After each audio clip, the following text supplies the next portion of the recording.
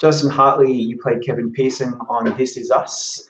And I think, this season 2, you had really significant storylines and, story arcs to deal with. And we're wondering straight up, what was probably the most challenging thing that you had to do? And what were your reactions when you were told what Kevin was going to deal with in season 2? Yeah. Well, thanks for the question. Gosh, the first part of the question, the most challenging part for me, well, first of all, the show is challenging. The most challenging part for me was, in dealing with a storyline like this that I think affects so many people in a very real way, was to tell a truthful, honest story. So to sort of give an honest depiction of what this can do to a person, to a family, substance abuse, mental health issues.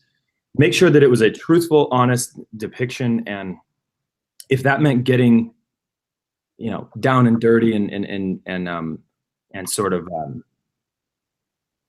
gritty, then that's what it meant. It was just, I think for all of us, it was important not to just tell this story in sort of a quote unquote Hollywood way where you wrap it up into a bow and then everything is fine at the end, So that was challenging. And then what that meant was going to those places.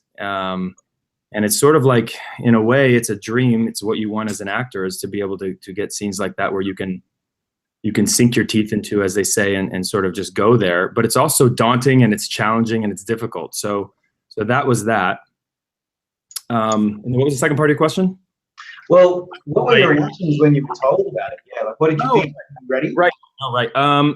Great. Look, here's the thing. These are the things that you wish for as an actor, right? You want these things to happen. You want this to happen one time in your career where you get a storyline or a scene, even something where you can just go to that place, sink your teeth in, and just hopefully deliver.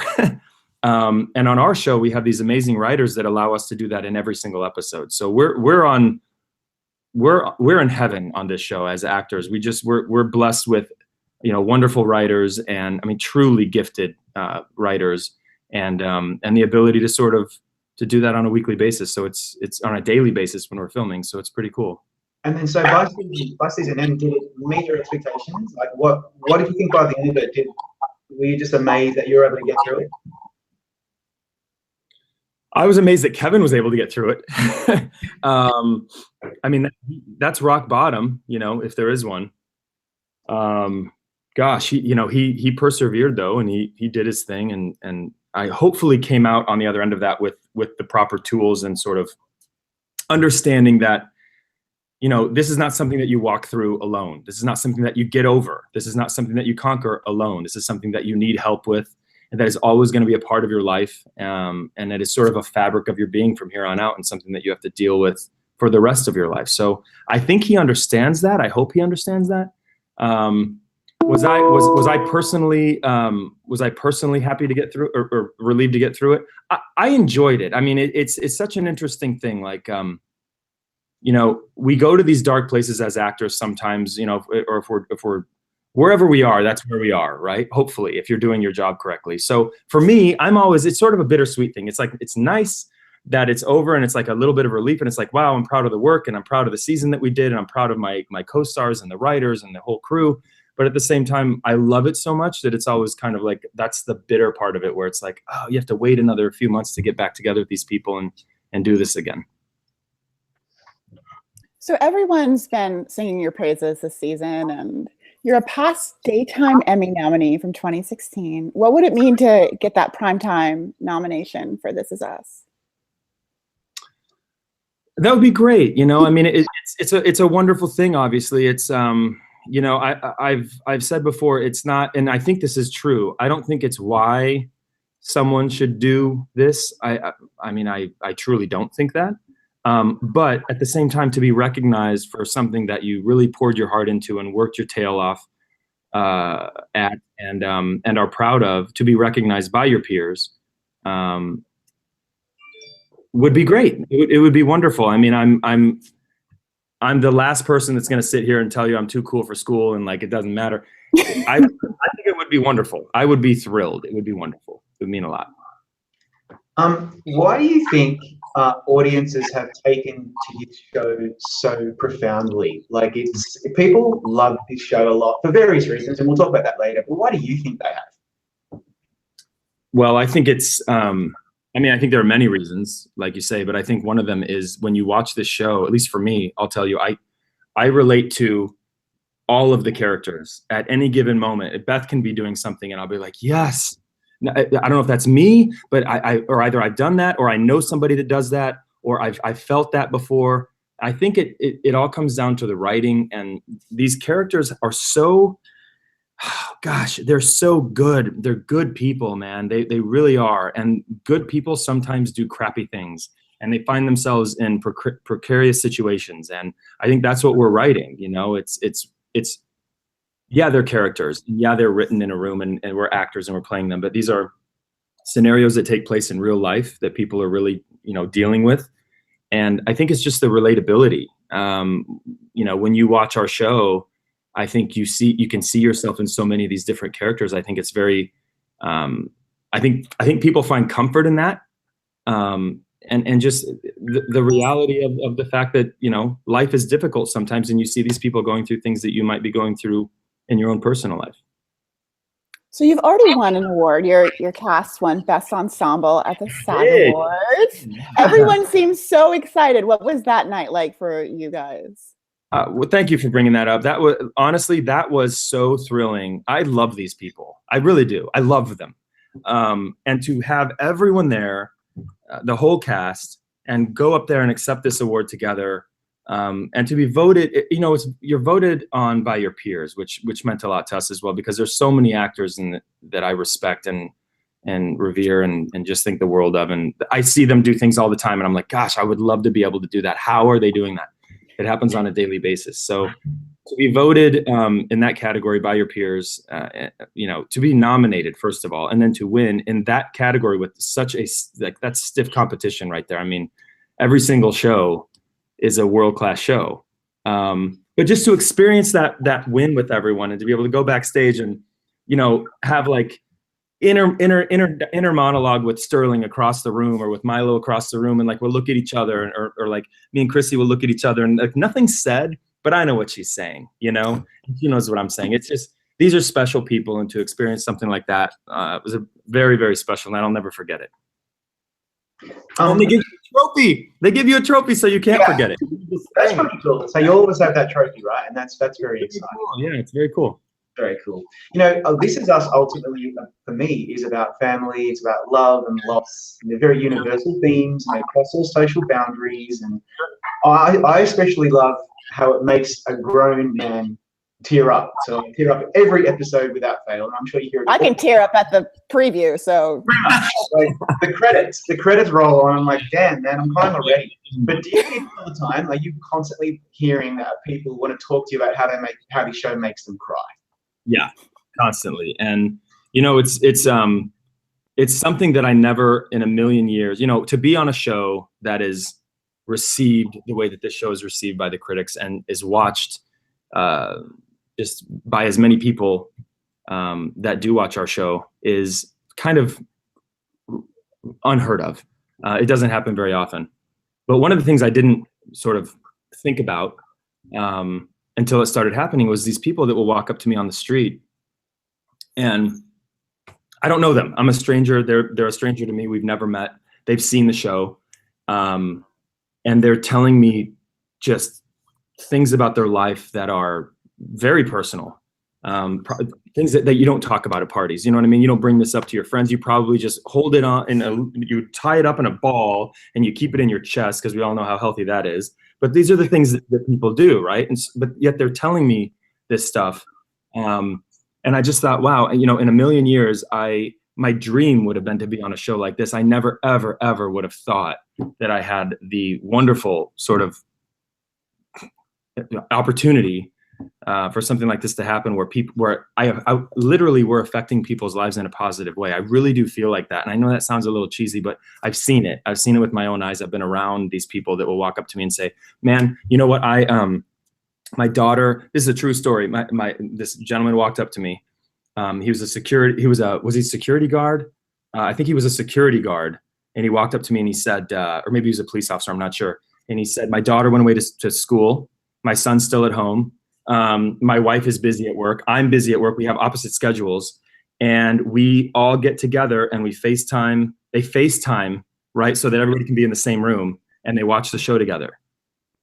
Come on, give me a break. And then after that, he was saying that not only do they watch the show together, but like an hour after the show is over, they talk about the show for a little bit and then they start talking about their own family. Can you imagine, like, what the hell? That is amazing, right? Isn't that fantastic? So good. But how do you put that into words? That's just, that feeling is it's so satisfying. Our writers have done something, incredible. Well, if you're nominated, you've had so many great episodes this season, you'd have to submit one for your submission. Is there one you're thinking of? I mean, Rob and I are definitely rooting for you to get that nomination. You guys are so sweet. I appreciate you saying that. God, yeah. I mean, I think they gave me a gift as an actor. That episode number 1. It was the 8th episode of the season. It was entitled Number 1, where it sort of Kevin goes back to high school, and you see this. He kind of bottoms out by the end of the episode. I think that would be the one. That would be the one. That's what we were going to suggest. Yeah. I was this one that I wasn't in, but I figured that would be a bad call. But like if we could just drill down a little into that episode, because it took me by surprise. Actually, I didn't really see where it was going, and by the end of it, with Kevin kind of really hitting rock bottom and desperately pleading for that necklace on the lawn. Like, talk us through filming that on set, and what it was like for you to really have to go to that pretty dark and pretty depressing place for Kevin. Yeah. Well, first of all, you're right. That is it's a vulnerable place for Kevin to be. It's a vulnerable place for an actor to be. And I'll say that we have a dynamite crew, because that's not a moment that you're alone. You're in front of, might be 40 people or whatever, right? If not more. And we have a dynamite crew that is so supportive.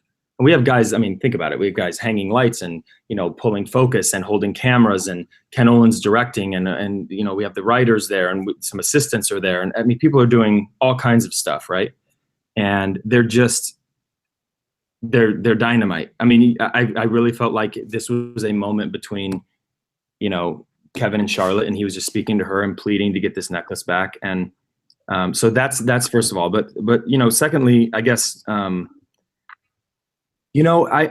think if in that moment, if I just thought about it as him being, this guy that's clinging on to this one last memory of his father, what he thought his father was before he found out all of this stuff that, that's going on with his father and or going on with him that relates to what his father went through. So it was this one last pure thing that he had of the way he remembered his father as a hero, right? And just to lose that, gosh, over sort of the same kind of circumstances that were the deterioration of his father, I thought was really heartbreaking. So kind of it's just like, do what you say you're doing and listen to the words that are coming out of your mouth and what you're actually asking for and what's going on in that moment. And it's hard not to get emotional. I don't know how you would go through that and not get emotional, to be honest with you. Yeah. I was curious, because that episode is all Kevin, did you have any interaction with the actor who plays the teenage version of you? Because it seemed like you two were kind of in sync in that episode. Well, Logan, no, you know what? Interestingly, we don't have a lot of interaction because when he's working, I'm not working, and when I'm working, he's working. So I see him in passing. I like him very much, but we don't. We see each other a lot at events and stuff like that, but we don't see each other a lot at work. We're just in sync. That's what that is. He's just good. We're just in sync, and there was no. We have conversations about the character for sure. But as far as that episode goes, not a lot was said. It was just like, it's kind of on the page too, isn't it? We know where he's got the benefit of knowing where the character's going, right? So, and I have the benefit of knowing where the character's been. So a lot of times you'll take on a character and you have to be like, okay, let's think about Why would he do this? Why is he behaving this way? What must have happened when he was a child? What must have happened when he was, you know, in college? Who he might have met so that now he acts like this and it's tainted his view of this or whatever that might be, right? So we have the benefit, the older cast, of having the history, which is sort of a unique thing. So it's kind of there on the page for you. Amanda and I were talking about this earlier because we usually ask this question to people that we interview, and I thought I'd just go there. You may not have any idea what's going on next season, right? But kind of our trademark question. It's a trademark question. Do you have any clue about what's going on with Kevin next season? Can you tell us pretty much everything and don't worry about getting fired? Or would you maybe give us 3 words to describe what you think or what you know Kevin's going to be dealing with next season? Gosh, oh man, I don't know if I can do it in 3 words. I don't know if I'm that good. I'll try. I don't want to get fired though, so I'm gonna only. Let's see. I would say discovery.